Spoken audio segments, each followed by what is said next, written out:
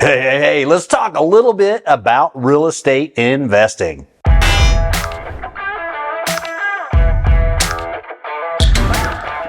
Real estate investing. Do I do it or do I stay away from it? That's a great question. I'm going to share a little bit of my experience and let you make your own decision. But real estate investing, yeah, I think personally it's a great vehicle. But there are definitely pros and cons. Right now, I'm actually dealing with some fun stuff, and I'll tell you my perspective, and if I could go back and do it all over again, what I would do, basically. So let's get started.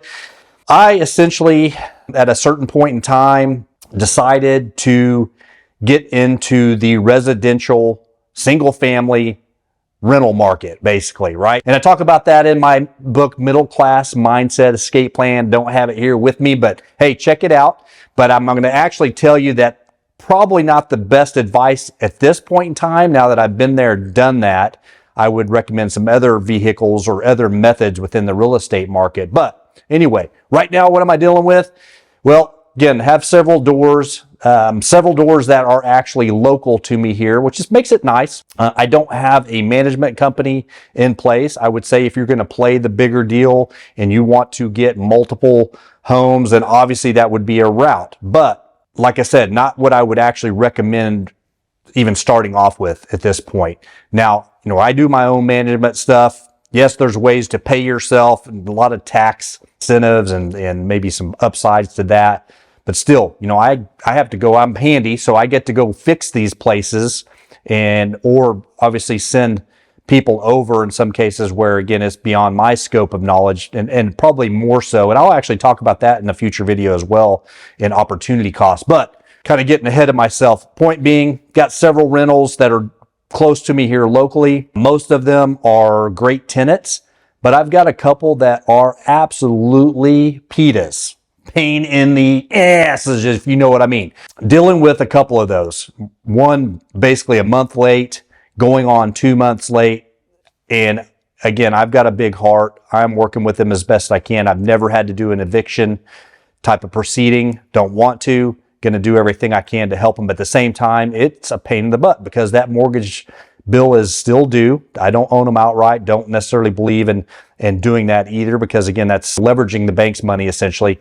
Again, pros and cons to all of that. That's money that's freed up for other things. But the point is that the residential market and that kind of real estate investing is a total pain in the hind end, basically. So what would I do differently?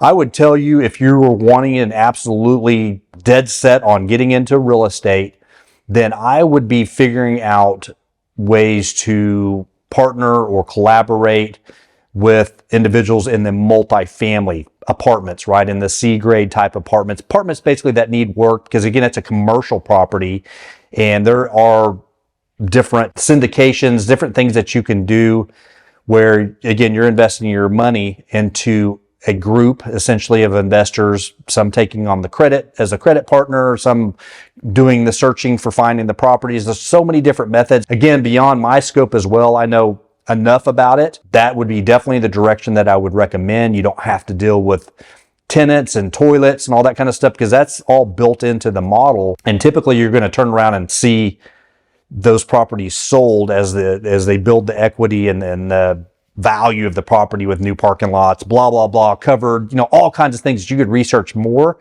I just want to basically explain the history that I've had with having residential properties. And although, like I said, I know it's a nest egg. I don't ever like to complain. Again, it's not complaining. It's just, it's a pain in the butt. And there are other ways to go about the real estate game if that's what you're choosing to do. Of course, a lot of people there will tell you don't need any money. And even one of my favorite mentors, digital or book mentors, was Robert Kiyosaki.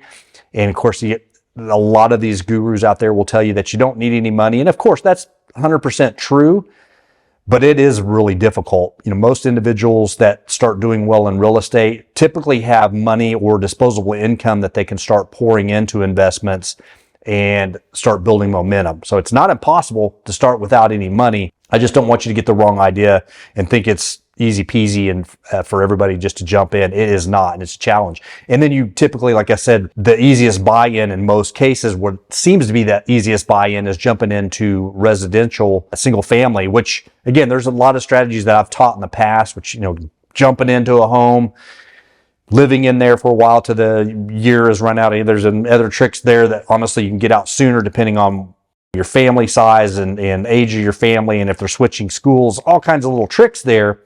But looking back on it, it's not worth it. I'd say save that capital, build that capital up, and find a group that's well vetted that you can jump into on the multifamily side of things, and it's going to be a lot less headache.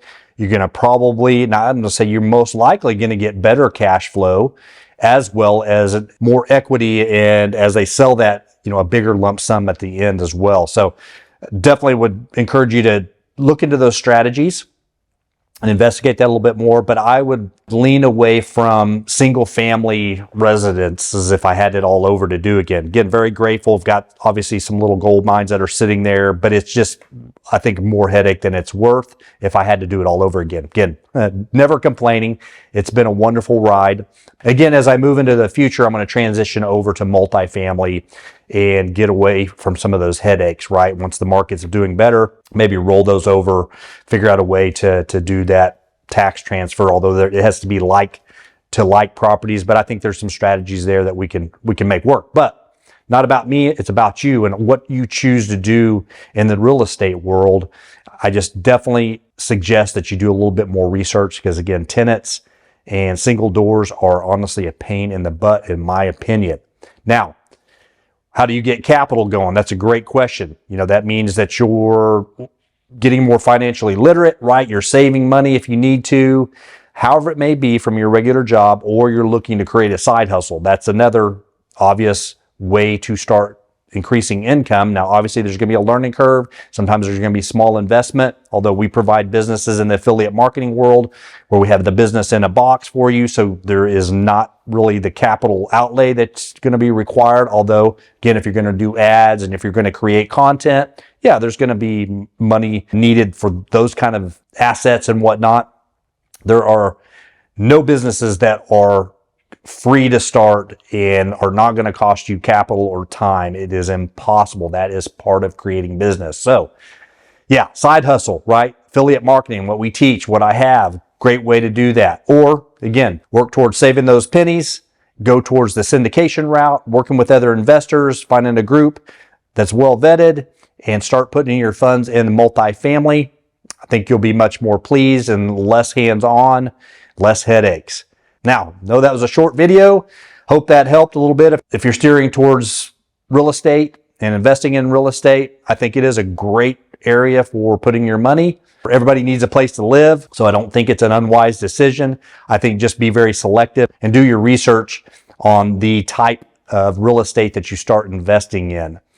That's all I have for today. Like always, you're never too young, you're never too old to get started on that path of freedom. You just got to get started. And also hit that subscribe button, hit that like button, because it really helps this old dude out. And I'll see you in the next video.